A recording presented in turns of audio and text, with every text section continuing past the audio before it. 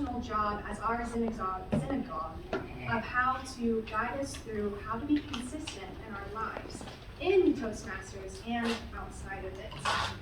Garen asked me to look for consistency throughout his speech, as well as a clear message, and see if he was able to sway the audience in his perspective on how to express yourself and be who you are in and out of Toastmasters. To be humble, to be accountable, and to be vulnerable. One thing about all of your speeches I see consistently, Garen, is vulnerability.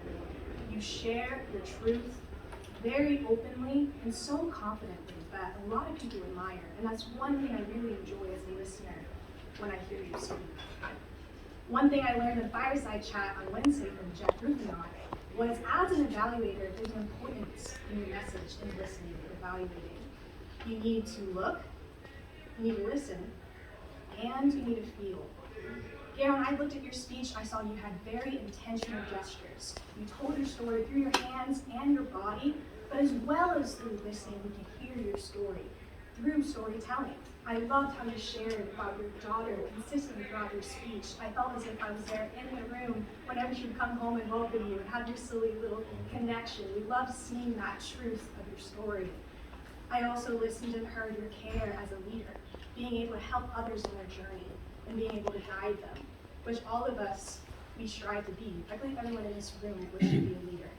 You expressed a beautiful story on how to do that wonderfully.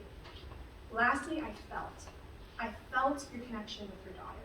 I felt your connection and care for those that you led.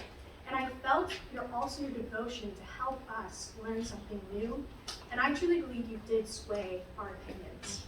You looked at us differently. I saw some people kind of cringe, like, oh yeah, I don't really look like I do here outside of Toastmasters. But you held us accountable. Thank you for that.